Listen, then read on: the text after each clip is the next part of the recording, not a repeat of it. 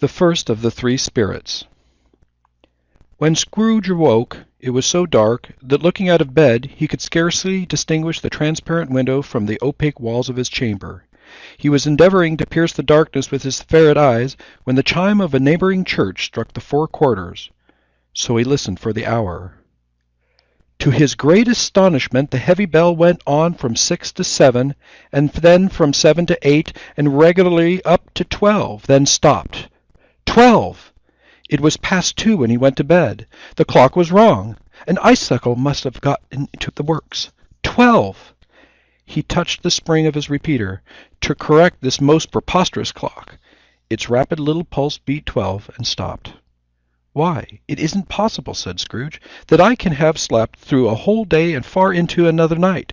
It isn't possible that anything has happened to the sun, and that this is 12 at noon."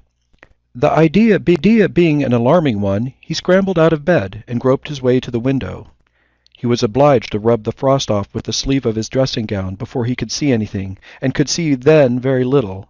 All he could make out was that it was still very foggy and extremely cold, and that there were no noise of people running to and fro and making a great stir, as there unquestionably would have been if night had beaten off bright day and taken possession of the world. This was a great relief, because 3 days after sight of this first of exchange pay to Mr. Ebenezer Scrooge or his order, and so forth, would have become a mere United States security if there were no days to count by. Scrooge went to bed again, and thought, and thought, and thought it over and over and over, and could make nothing of it. The more he thought, the more perplexed he was, and the more he endeavoured not to think, the more he thought. Marley's ghost bothered him exceedingly. Every time he resolved within himself, after mature inquiry, that it was all a dream, his mind flew back again like a strong spring released to its first position, and presented the same problem to be worked through again. Was it a dream or not? Scrooge lay in this state until the chimes had gone 3 quarters more, when he remembered, on a sudden, that the ghost had warned him of a visitation when the bell tolled 1. He resolved to lie awake until the hour was past, and considering that he could no more go to sleep than go to heaven, this was perhaps the wisest resolution in his power. The quarter was so long that he was more than once convinced he must have sunk into a doze unconsciously and missed the clock. At length it broke upon his listening ear. "Ding, dong." "A quarter past," said Scrooge, counting. "Ding, dong." "Half-past," said Scrooge. "Ding, dong." "A quarter to it," said Scrooge. "Ding, dong." "The hour itself," said Scrooge triumphantly, "and nothing else." He spoke before the bell sounded, which it now did with a deep, dull, hollow, melancholy 1. Light flashed up in the room upon the instant, and the curtains of his bed were drawn. The curtains of his bed were drawn aside, I tell you, by a hand. Not the curtains at his feet, nor the curtains at his back, but those to which his face addressed. The curtains of his bed were drawn aside, and Scrooge, starting up into a half-recumbent attitude, found himself face to face with the unearthly visitor who drew them, as close to it as I am now to you, and I am standing in the spirit at your elbow. It was a strange figure, like a child, yet not so like a child as like an old man, viewed through some supernatural medium, which gave him the appearance of having receded from the view and being diminished to a child's proportion. Its hair, which hung about its neck and down its back, was white as if with age, and yet the skin had not a wrinkle in it, and the tenderest bloom was on the skin. The arms were very long and muscular, the hands the same, as if its hold were of an uncommon strength. Its legs and feet, most delicately formed, were like those upper members, bare. It wore a tunic of the purest white, and round its waist was bound a lustrous belt, the sheen of which was beautiful. It held a branch of fresh green holly in its hand, and, in singular contradiction of that wintry emblem, had its dress trimmed with summer flowers. But the strangest thing about it, that from the crown from its head there sprung a bright clear jet of light, by which all this was visible, and which was doubtless the occasion of its using, in its duller moments, a great extinguisher for a cap, which it now held under its arm. Even this, though, when Scrooge looked at it with increasing steadiness, was not its strangest quality. For as its belt sparkled and glittered now in one part and now in another, and what was light one instant at another time was dark, so the figure itself fluctuated in its distinctness, being now a thing with one arm, now with one leg, now with 20 legs, now a pair of legs without a head, now a head without a body, of which dissolving parts no outline would be visible in the dense gloom wherein they melted away. And in the very wonder of this, it would be itself again, distinct and clear as ever. "Are you the spirit, sir, whose coming was foretold to me?" asked Scrooge. "I am." The voice was soft and gentle, singularly low, as if instead of being so close beside him, it were at a distance. "Who and what are you?" Scrooge demanded. "I am the ghost of Christmas past." "Long past?" inquired Scrooge, observant of its dwarfish stature. "No, your past." Perhaps Scrooge could not have told anybody why, if anybody could have asked him, but he had a special desire to see the spirit in his cap, and begged him to be covered. "What?" exclaimed the ghost. "Would you so soon put out, with worldly hands, the light I give? It is not enough that you are one of those whose passions made this cap, and forced me through whole trains of years to wear it low upon my brow." Scrooge reverently disclaimed all intentions to offend, or any knowledge of having wilfully bonneted the spirit at any period of his life. He then made bold to inquire what business brought him there. "Your welfare," said the ghost. Scrooge expressed himself much obliged, but could not help thinking that a night of unbroken rest would have been much more conducive to that end. The spirit must have heard him thinking, for it said immediately, "Your reclamation, then. Take heed." It put out its strong hand as it spoke, and clasped him gently by the arm. "Rise, and walk with me." It would have been in vain for Scrooge to plead that the weather and the hour were not adapted to pedestrian purpose, that bed was warm, and that the thermometer was a long way below freezing, that he was clad but lightly in his slippers, dressing-gown, and nightcap, and that he had a cold upon him at the time. The grasp, though gentle as a woman's hand, was not to be resisted. He rose, but finding that the spirit made towards the window, clasped his robe in supplication. "I am mortal," Scrooge remonstrated, "and liable if words were small." "Bear but a touch of my hand there," said the spirit, laying it upon his heart, "and you shall be upheld in more than this." As the words were spoken, they passed through the wall, and stood upon an open country road, with fields on either hand. The city had entirely vanished. Not a vestige of it was to be seen. The darkness of the mist had vanished with it, for it was a clear, cold winter day, with snow upon the ground. "Good heaven!" said Scrooge, clasping his hands together, as he looked about him. "I was bred in this place. I was a boy here." The spirit gazed upon him mildly. Its gentle touch, though it had been light and instantaneous, appeared still present to the old man's sense of feeling. He was conscious of 1,000 odors floating in the air, each one connected with 1,000 thoughts, and hopes, and joys, and cares long, long forgotten. "Your lip is trembling," said the ghost, "and what is that upon your cheek?" Scrooge muttered, with an unusual catching in his voice, that it was a pimple, and begged the ghost to lead him where he would. "You recollect the way?" inquired the spirit. "Remember it!" cried Scrooge with fever. "I could walk it blindfold." "Strange to have forgotten it for so many years," observed the ghost. "Let us go on." They walked along the road, Scrooge recognizing every gate and post and tree, until a little market-town appeared in the distance, with its bridge, its church, and winding river. Some shaggy ponies now were seen trotting towards them, with boys upon their backs, who called to other boys in country gigs and carts, driven by farmers, said the ghost. All these boys were in great spirits, and shouted to each other, until the broad fields were so full of merry music that the crisp air laughed to hear it. "These are but shadows of the things that have been," said the ghost. "They have no consciousness of us." The jocund travellers came on, and as they came, Scrooge knew and named them every one. Why, he was rejoiced beyond all bounds to see them. Why did his cold eye glisten, and his heart leap up as they went past? Why was he filled with gladness when he heard them give each other Merry Christmas as they parted at crossroads and byways for their several homes? What was Merry Christmas to Scrooge? Out upon Merry Christmas, what good had it ever done him? "The school is not quite deserted," said the ghost.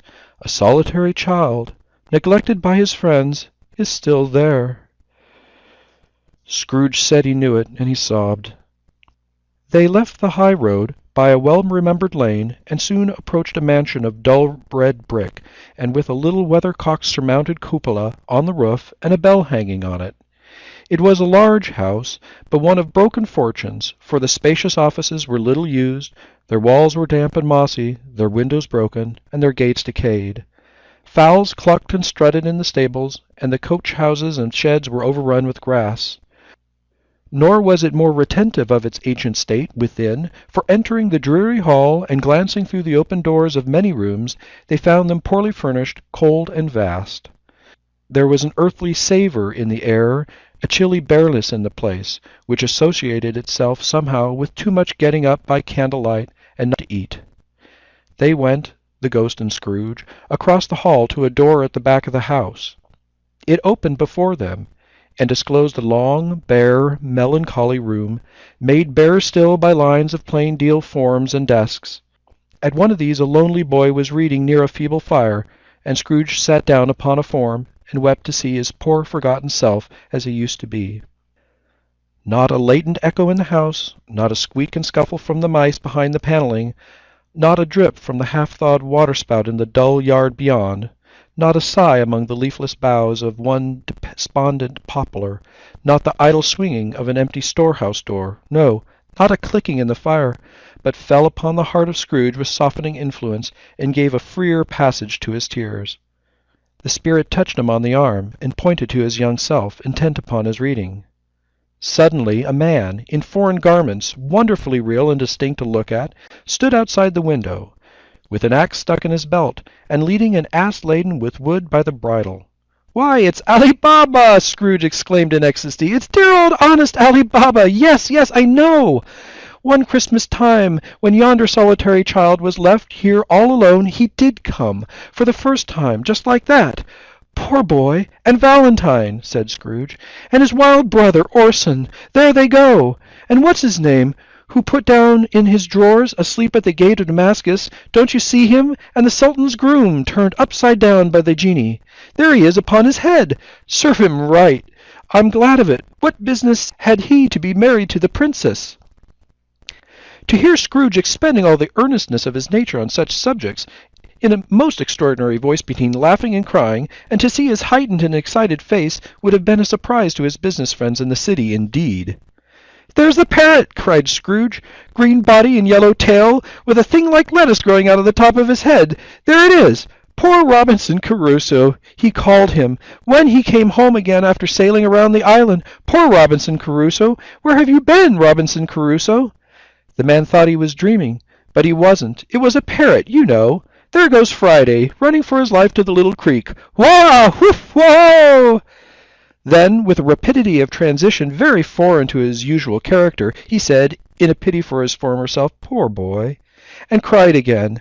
"I wish," Scrooge muttered, putting his hand in his pocket, and looking about him now after drying his eyes with his cuff, "but it's too late now." "What is the matter?" asked the spirit. "Nothing," said Scrooge. "Nothing. There was a boy singing a Christmas carol at my door last night. I should have liked to have given him something, that's all." The ghost smiled thoughtfully and waved its hands, saying as it did so, "Let's see another Christmas."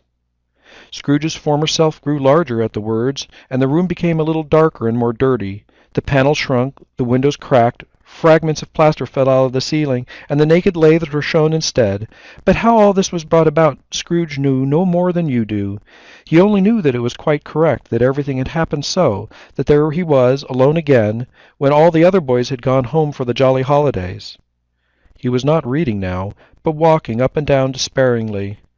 Scrooge looked at the ghost, and with a mournful shaking of his head glanced anxiously towards the door. It opened, and a little girl, much younger than the boy, came darting in, and putting her arms around his neck, and often kissing him, addressed him as her dear, dear brother. "I've come to bring you home, dear brother," said the child, clapping her tiny hands and bending down to laugh. "To bring you home, home, home!" "Home, little Fan?" returned the boy. "Yes," said the child, brimming with glee. "Home for good and all. Home for ever and ever. Father is so much kinder than he used to be. That's home, like heaven. He spoke so gently to me one dear night when I was going to bed that I was not afraid to ask him once more if you might come home, and he said yes. You should, and he sent me in a coach to bring you. And you're to be a man," said the child, opening her eyes, "and you are never to come back here. But first we're to get together all the Christmas long and have the merriest of time in all the world." "You're quite a woman, little Fan," exclaimed the boy. She clapped her hands and laughed, and tried to touch his head, but being so little, laughed again, and stood on tiptoe to embrace him. Then she began to drag him, in her childish eagerness, towards the door, and he, nothing loath to go, accompanied her. A terrible voice in the hall cried, "Bring down Master Scrooge's box, there!" And in the hall appeared the schoolmaster himself, who glared on Master Scrooge with a ferocious condescension, and threw him into a dreadful state of mind by shaking hands with him. He then conveyed him and his sister into the veriest old well of a shivering best parlour that ever was seen, where the maps upon the wall, and the celestial and terrestrial globes in the windows, were waxy with cold. Here he produced a decanter of curiously light wine, and a block of curiously heavy cake, and administered instalments of those dainties to the young people, at the same time sending out a meagre servant to offer a glass of something to the postboy, who answered that he thanked the gentleman, but if it was from the same tap as he had tasted before, he'd rather not.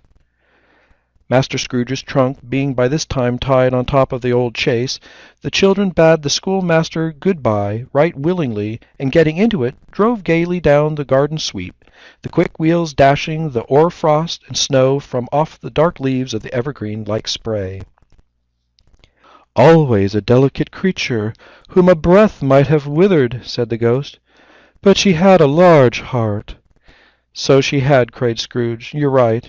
I'm not gainsaying it. Spirit, God forbid."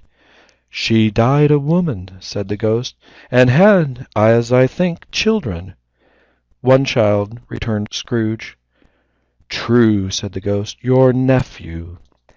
Scrooge seemed uneasy in his mind, and answered briefly, "Yes." Although they had but that moment left the school behind them, they were now in the busy thoroughfares of a city, where shadowy passengers passed and repassed, where shadowy carts and coaches battled for the way, and all the strife and tumult of a real city were. It was made plainly enough by the dressing of the shops that here too it was Christmas time again, but it was evening, and the streets were lighted up. The ghost stopped at a certain warehouse door, and asked Scrooge if he knew it. "Know it!" said Scrooge. "I was apprenticed here." They went in. At the sight of an old gentleman in a Welsh wig, sitting behind such a high desk that if he had been 2 inches taller he might have knocked his head against the ceiling, Scrooge cried in great excitement, "Why, it's old Fezziwig! Bless his heart, is Fezziwig alive again?" Old Fezziwig laid down his pen and looked up at the clock, which pointed to the hour of 7. He rubbed his hands, adjusted his capacious waistcoat, laughed all over himself, from his shoes to his organ of benevolence, and called out in a comfortable, oily, rich, fat, jovial voice, "Yo-ho there! Ebenezer! Dick!" Scrooge's former self, now grown a young man, came bristling in, accompanied by his fellow prentice. "Dick Wilkins, to be sure," said Scrooge to the ghost. "Bless me, yes, there he is. He was very much attached to me, was Dick. Poor Dick, dear, dear." "Yo-ho, my boys!" said Fezziwig. "No more work tonight. Christmas Eve. Dick, Christmas, Ebenezer. Let's have the shutters up," cried old Fezziwig, with a sharp clap of his hands, "before a man can say Jack Robinson." You wouldn't believe how those two fellows went at it. They charged into the street with the shutters. 1, 2, 3, had 'em up in their places. 4, 5, 6, barred 'em and pinned 'em. 7, 8, 9, and came back before you could have got to 12, panting like racehorses.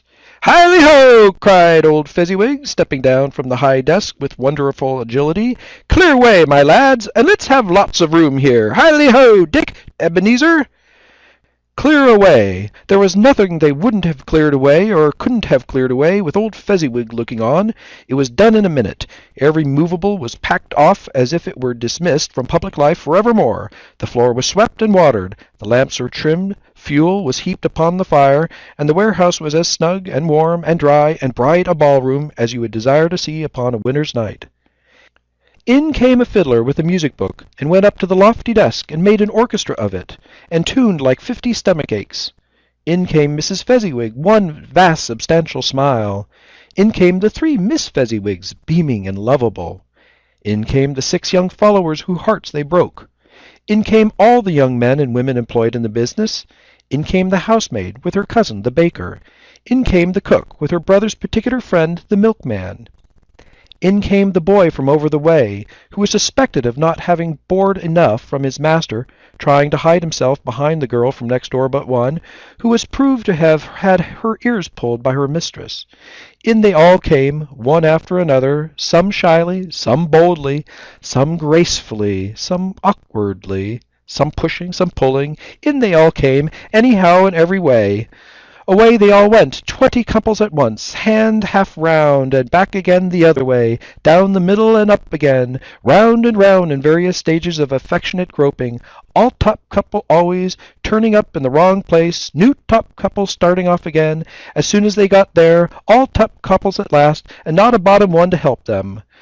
When this result was brought about, old Fezziwig, clapping his hands to stop the dance, cried out, "Well done!" And the fiddler plunged his hot face into a pot of porter, especially provided for that purpose. But scorning rest upon his reappearance, he instantly began again, though there were no dancers yet, as if the other fiddler had been carried home, exhausted, on a shutter, and he were a brand-new man resolved to beat him out of sight or perish. There were more dances, and there were forfeits, and there were more dances, and there was cake, and there was negus, and there was a great piece of cold roast, and there was a great piece of cold boiled, and there were minced pies, and plenty of beer. But the great effect of the evening came after the roast and boiled, when the fiddler, an artful dodge, mind, the sort of man who knew his business better than you or I could have told him, struck up Sir Roger de Coverley. Then old Fezziwig stood out to dance with Mrs. Fezziwig. Top couple, too, with a good stiff piece of work cut out for them, 3 or 4 and 20 pairs of partners, people who were not to be trifled with, people who would dance and had no notion of walking. But if there had been twice as many, 4 times, old Fezziwig would have been a match for them, and so would Mrs. Fezziwig. As to her, she was worthy to be his partner in every sense of the term. If that's not high praise, tell me higher, and I'll use it. A positive light appeared to issue from Fezziwig's calves. They shone in every part of the dance like moons. You couldn't have predicted, at any given time, what would become of 'em next. And when old Fezziwig and Mrs. Fezziwig had gone all through the dance, advance and retire, hold hands in your partner, bow and curtsy, corkscrew, thread the needle, and back again to your place, Fezziwig cut so deftly that he appeared to wink with his legs, and came upon his feet again without a stagger. When the clock struck 11, this domestic ball broke up. Mr. and Mrs. Fezziwig took their stations, one on either side of the door, and shaking hands with every person individually as he or she went out, wished him or her a Merry Christmas. When everyone had retired but the 2 prentices, they did the same to them, and thus the cheerful voices died away, and the lads were left to their beds, which were under a counter in the back shop. During this whole time, Scrooge, who had acted like a man out of his wits, his heart and soul were in the scene, and with his former self, he corroborated everything, remembered everything, enjoyed everything, and underwent the strangest agitation. It was not until now, when the bright faces of his former self and Dick were turned from them, that he remembered the ghost, and becoming conscious that it was looking upon him full, while the light upon his head burned very clear. "A small matter," said the ghost, "to make these silly folks so full of gratitude." "Small!" echoed Scrooge. The spirit signed to him to listen to the 2 apprentices, who were pouring out their hearts in praise of Fezziwig, and when he had done so, said, "Why, it is not? He has spent but a few pounds of your mortal money, 3 or 4 perhaps. Is it so much that he deserves this praise?" "It isn't that," said Scrooge, heated by the remark, and speaking unconsciously like his former, not his latter self. "It isn't that, spirit. He has the power to render us happy or unhappy, to make our service light or burdensome, a pleasure or a toil. Say that his power lies in words and looks, in things so slightly and insignificant that it is impossible to add and count 'em up. What then? The happiness he gives is quite as great as if it cost him a fortune. He felt the spirit's glance and stopped. "What is the matter?" asked the ghost. "Nothing particular," said Scrooge. "Something, I think," the ghost insisted. "No," said Scrooge. "No, I should like to be able to say a word or two to my clerk just now, that's all." His former self turned down the lamps as he gave utterance to the wish, and Scrooge and the ghost again stood side by side in the open air. "My time grows short," observed the spirit. "Quick!" This was not addressed to Scrooge, or to anyone whom he could see, but it produced an immediate effect. For again Scrooge saw himself. He was older now, a man in the prime of life. His face had not the harsh and rigid lines of latter years, but had begun to wear the signs of care and avarice. There was an eager, greedy, restless motion in his eye, which showed the passion that had taken root, and where the shadow of the growing tree would fall. He was not alone, but sat by the side of a fair young girl in a mourning dress, in whose eyes there were tears, which sparkled in the light that shone out of the ghost of Christmas past. "It matters little," she said softly, "to you very little. Another idol has displaced me, and if it can cheer and comfort you in time to come, as I would have tried to do, I have no just cause to grieve." "What idol has displaced you?" he rejoined. "A golden one." "This is the even-handed dealing of the world," he said. "There is nothing on which it is so hard as poverty, and there is nothing it professes to condemn with such severity as the pursuit of wealth." "You fear the world too much," she answered gently. "All your other hopes have merged into the hope of your being beyond the chance of its solid reproach. I have seen your nobler aspirations fall off one by one, until the master passion, gain, engrosses you. Have I not?" "What then?" he retorted. "Even if I had not grown so much wiser, what then? I am not changed towards you." She shook her head. "Am I?" "Our contract is an old one. It was made when we were both poor and content to be so, until, in good season, we could improve our worldly fortune by our patient industry. You are changed. When it was made, you were another man." "I was a boy," he said impatiently. "Your own feelings tell you that you are not what you are," she returned. "I am. That which promises happiness when we were one in heart is fraught with misery now that we are two. How often, how keenly I have thought of this, I will not say. It is enough that I have thought of it and can release you." "Have I ever sought release?" "In words, no, never." "In what, then?" "In a changed nature, in an altered spirit, in another atmosphere of life, another hope as its great end. In everything that made my love any worth or value in your sight. If this had never been between us," said the girl, looking mildly, but with steadiness, upon him, "tell me, would you seek me out and try to win me now? Oh, no." He seemed to yield to the justice of this supposition, in spite of himself, but he said, with a struggle, "You think not?" "I would gladly think otherwise if I could," she answered. "Heaven knows. When I have learned the truth like this, I know how strong and irresistible it must be. But if you were free today, tomorrow, yesterday, can I even believe that you would choose a dowerless girl, you who, in your very confidence with her, weigh everything by gain? Or choosing her, if for a moment you were false enough to your one guiding principle to do so, do I not know that your repentance and regret would surely follow? I do, and I release you, with a full heart for the love of him you once were." He was about to speak, but with her head turned from him, she resumed, "You may. The memory of what is past makes me hope you will have pain in this. A very, very brief time, and you will dismiss the recollection of it, gladly, as an unprofitable dream, from which it happened well that you awoke. May you be happy in the life that you have chosen." She left him, and they parted.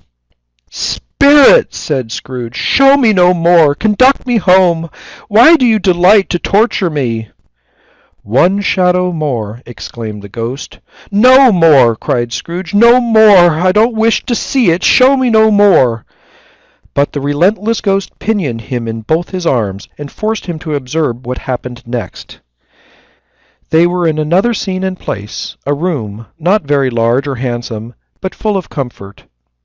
Near to the winter fire sat a beautiful young girl, so like the last that Scrooge believed it was the same, until he saw her, now a comely matron, sitting opposite her daughter.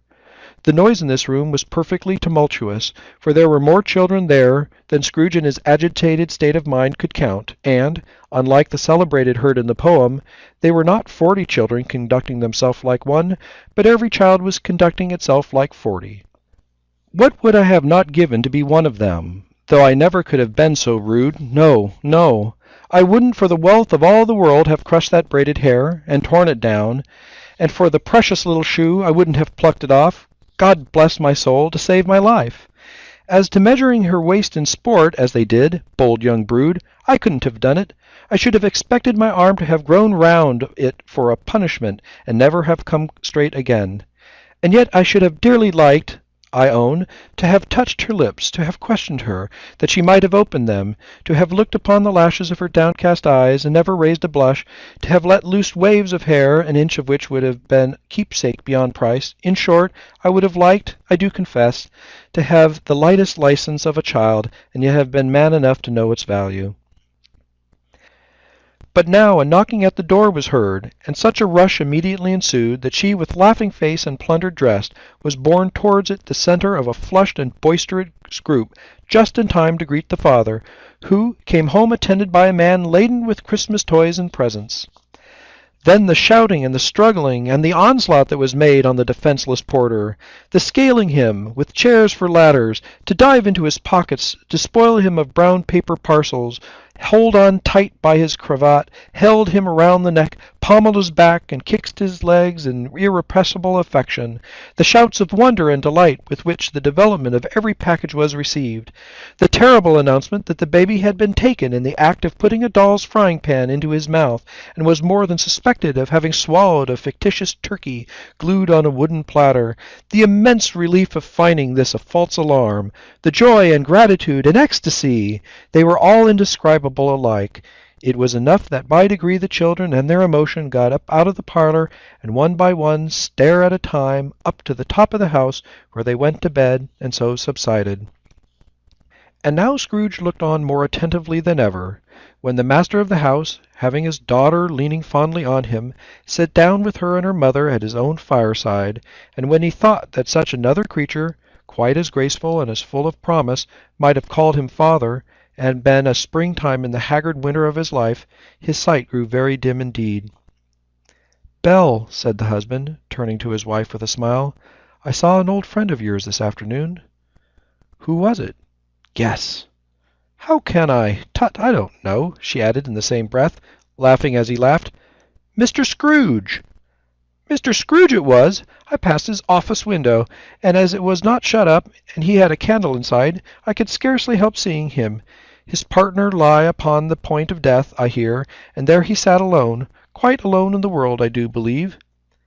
"Spirit," said Scrooge in a broken voice, "remove me from this place." "I told you these were shadows of things that have been," said the ghost. "That they are what they are, do not blame me." "Remove me!" exclaimed Scrooge. "I cannot bear it." He turned upon the ghost, and seeing that it looked upon him with a face in which in some strange way there were fragments of all the faces it had shown him, wrestled with it. "Leave me! Take me back! Haunt me no more!"